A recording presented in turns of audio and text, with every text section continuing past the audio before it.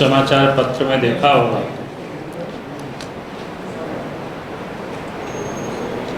कि supreme court ने प्रदेश की सरकारों से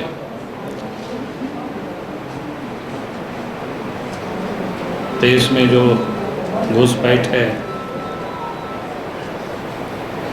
उसके बारे में राज्य सरकार से उन्होंने जवाब मांगा था कि राज्य सरकार का क्या कहना है।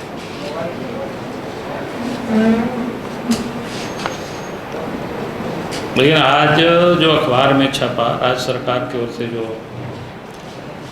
हल्फनामा जिसको बोलते हैं सुप्रीम कोर्ट को दिया गया, उससे ये बिल्कुल स्पष्ट प्रतीत होता है। उस हल्फनामा को देखने के बाद हम कह सकते हैं कि राज्य सरकार राज्य में जो बड़ी तादाद में घुसपैठ हुआ है और कहीं ना कहीं उन सारे लोगों को बचाने की वो कोशिश कर रही है।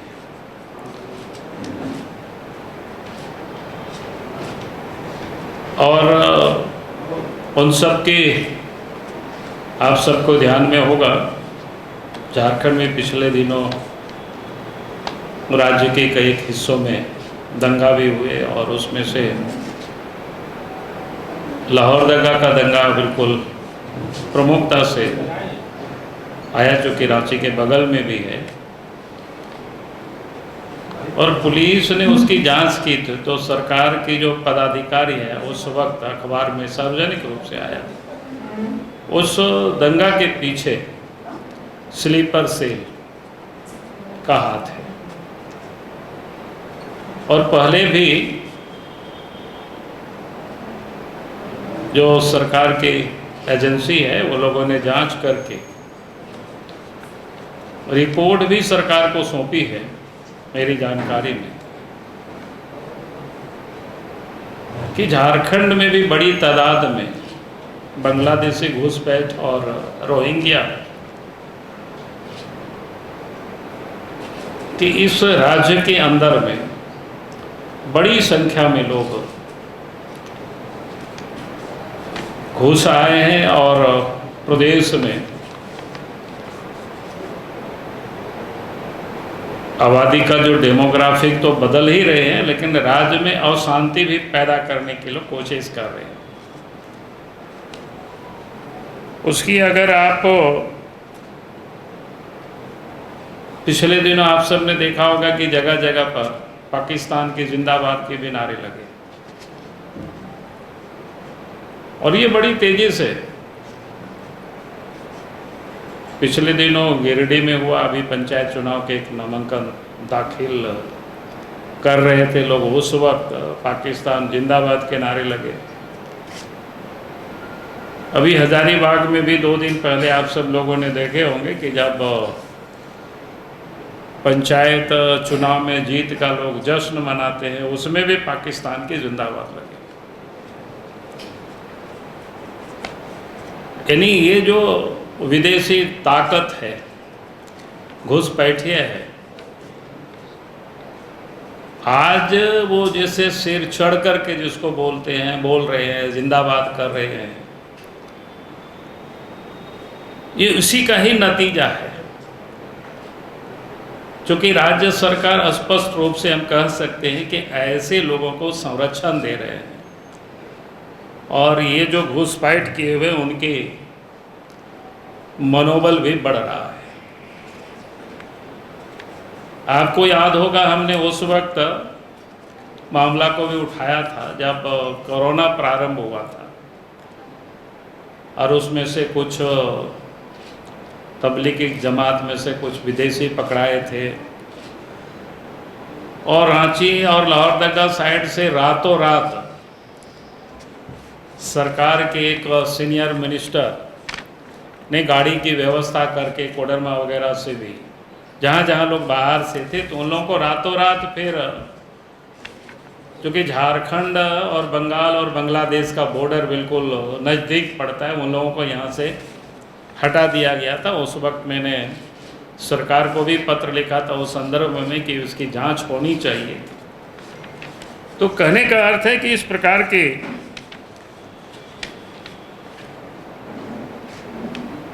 गतिविधि पहले से यहाँ चल रही है।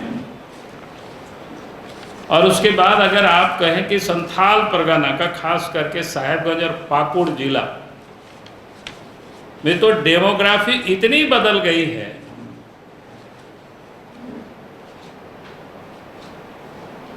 कि आज अगर आप देखें, अगले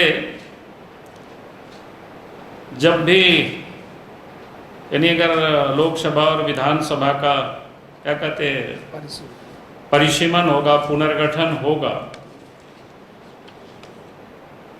तो आप देखेंगे वो सारी सीटें जहाँ रिजर्व है पार्लियामेंट की, तो वो बिल्कुल अनरिजर्व हो जाएगी। जो पॉपुलेशन, जो कि डेमोग्राफी इतनी बदल चुकी है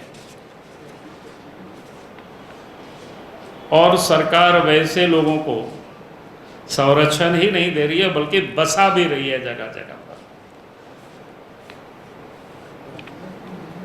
और उस कारण से जो स्थानीय लोगों का जो रोजगार है वो भी पूरी तरह से समाप्त हो रहा है, हाक मारी जा रही है।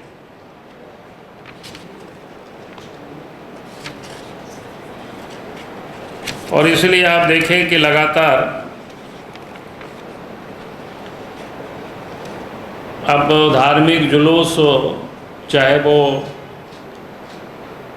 पहले हिंदू मुसलमान तक ही हम लोग देखते थे, रामनवमी या दुर्गा पूजा वगैरह में, अब तो देखने ये भी आया कि सरहुल जैसे ट्राइबल लोगों की, जहाँ बिल्कुल नाचते गाते हुए लोग जाते हैं, कोई और जिंदाबाद मुर्दाबाद भी वो नहीं लगाते हैं, उनकी जुलूस को भी अब रोकने की लोग दुस्साहस कर रहे हैं।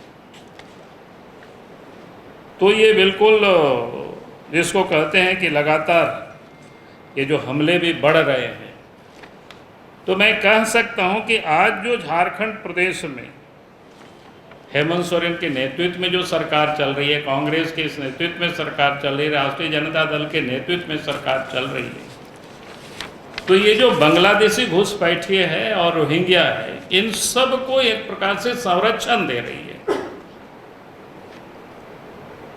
अब बंगाल और झारखंड और ये जो बांग्लादेश से सटा हो उस सीमावर्ती क्षेत्र में आज पूरी तरह से जिसको कहते हैं ना डेमोग्राफी बिल्कुल चेंज हो चुकी है। इसलिए हम सरकार से ये मांग करते हैं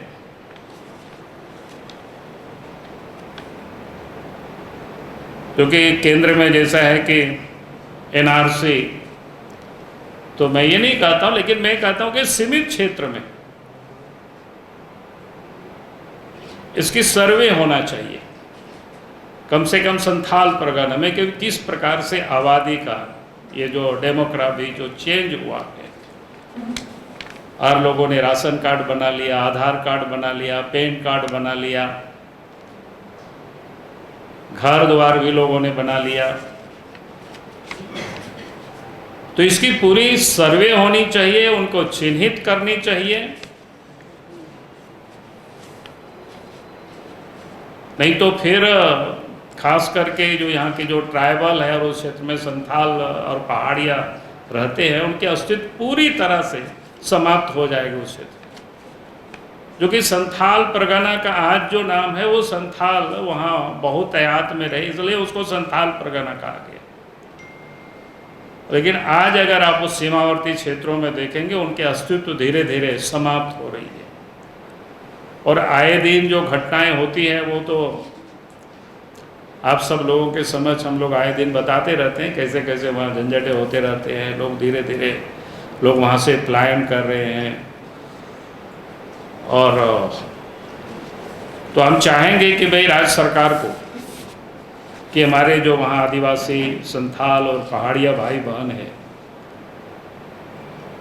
उनकी आबादी वहाँ बनी रहे, उनकी कमी नहीं हो, और बाहर से जो भी लोग आए हैं उनको चिन्हित करके फिर हमें झारखंड से उनको वापस करनी चाहिए, ताकि वहाँ की जो डेमोग्राफी है वो ठीक प्रकार से फिर से स्थापित हो, बनी रहे। क्योंकि आज मैंने जो अखबारों में ही पढ़ा कि बड़ी प्रमुखता से, उसके बाद मैंने उस पर कोशिश की उसको निकालने की, कि लोगों ने क्या एफिडेविट दिया है भारत क्या कहते हैं सुप्रीम कोर्ट में, तो उस एफिडेविट की कॉपी भी हम सब लोगों ने निकलवाए। तब ध्यान में आया कि राज्य सरकार ने उस पर कुछ भी नहीं किया, यानी जिसको कहते हैं गोल मटोल, इधर से उधर से बात खड़ा करके वो सिर्फ इतना ही कहा कि हजारीबाग में क्या बोलते हैं डिसेंटन सेंटर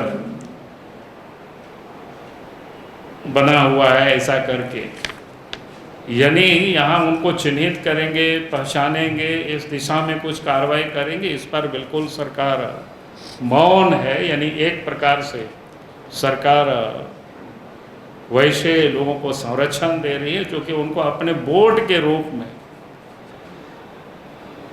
देख रही है, और ये बड़ा खतरनाक स्थिति है राज्य के लिए और देश के लिए भी। और उस क्षेत्र में जो जिनकी आबादी है उनकी जो समाप्त हो रही है उसके लिए भी बड़ी अलार्मिंग सिचुएशन है। तो इसलिए मुझे लगा कि आप सब लोगों के समक्ष इस विषय को मैं आज लाऊं, तो इसलिए आप सबको आज बुलाए थे। बहुत बहुत धन्यवाद। बीजेपी इसके पहले सरकार में थी तो उस समय भी उस समय क्या कोई सर्वे हुआ है, कितने लोग ऐसे हैं? नहीं, अभी तक सर्वे नहीं हुआ है, लेकिन जिस प्रकार से उस क्षेत्र का जो डेमोग्राफी बदला है, हमने जो लगातार हम घूमते रहते हैं तो हमने जो फील किया है, और फिर जो हमने कह रहे हैं कि लगातार जो घटनाओं की जो दौर भी जो हम देख रहे हैं इन दिनों, पहले पाकिस्तान जिंदाबाद के नारे कहीं नहीं लगते थे, लेकिन अब तो खुल करके लगने लगे। अब सरकारी, जैसे हमने कहा कि लाहौर दग्गा में भी घटनाएं हुई, पहली बार दफ़ा जो घटनाएं हुई थी 2 साल पहले, उस वक्त हमने कई पुलिस पदाधिकारी से बात की और उन लोगों ने कहा कि स्पष्ट रूप से कि भाई उन क्षेत्र में रोहिंग्या आ करके बसे हुए हैं और धीरे धीरे उनको जगह दे रहे हैं, बल्कि ट्राइबल की जो ज़मीन है उस पर उनको बसाया जा रहा है और ट्राइबल को वहाँ से धीरे धीरे हटाया जा रहा है, भगाया जा रहा है, खदेड़ा जा रहा है, और इस प्रकार की रिपोर्टें जगह जगह से आ रही है। तो ये बड़ा भयावह स्थिति है। अब हमें सचेत होना चाहिए और सरकार को इस पर संज्ञान लेनी चाहिए। सरकार की जो मंशा है वो सुप्रीम कोर्ट में दिख गई, क्या राहुल जी ये कहना चाह रहे हैं कि अगर भविष्य में बीजेपी की सरकार बनेगी तो सर्वे करा के बाहर किया जाएगा इनको? निश्चित रूप से झारखंड में भविष्य में सरकार बनेगी तो जरूर क्षेत्रों में सर्वे कराया जाएगा कि भाई लोग कहाँ से आए हैं, इतनी बड़ी तादाद में कैसे आबादी का जो डेमोग्राफी किस प्रकार से चेंज हुआ है, और इसको सर्वे कराया जाएगा क्योंकि ये ज़रूरी है, ये सरकार की ड्यूटी है।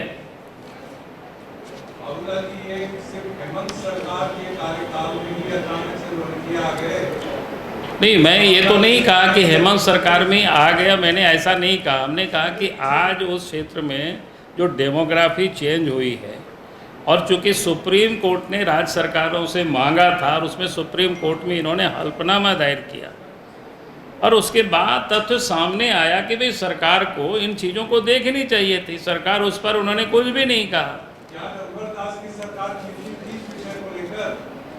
मैंने कहा कि उस वक्त तो शायद मांगा नहीं गया होगा, मेरे उस समय की जानकारी, लेकिन अभी आज तो छापा है, और उसके बाद हमने दिल्ली हम लोगों ने कांटेक्ट किया,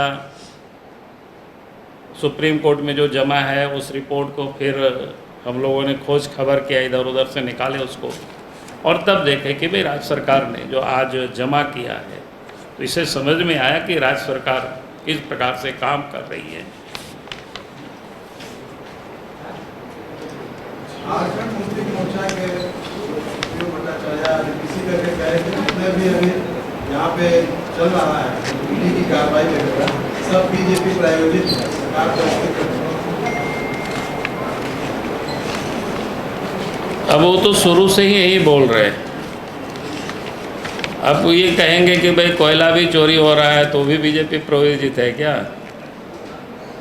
कोयला, लोहा, क्या है, पत्थर, बालू, भाई इस राज्य के बच्चा बच्चा कह रहे हैं किनके द्वारा ये सारे प्रायोजित हैं। अगर चोर है तो फिर पुलिस उसका पीछा करेगी, तो राज्य की पुलिस तो नहीं कर रही है, तो ईडी उनको पीछा करेगी, उसकी खोज खबर लेगी ही लेगी भाई इस सब में।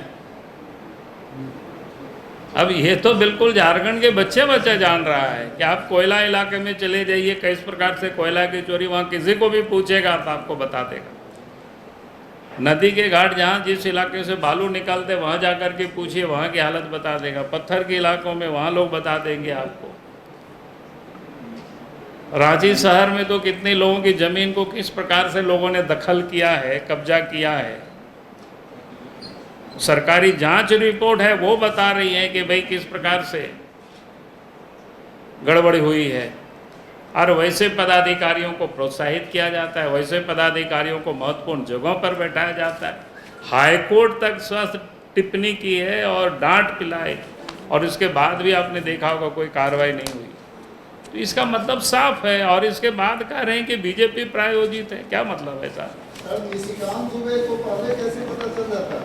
अरे पहले तो आप सब लोगों को भी है भाई, कल देखिएगा आप लोग भी छाप देंगे, हम लोग तो आप ही लोगों का अखबार में पढ़ लेते हैं।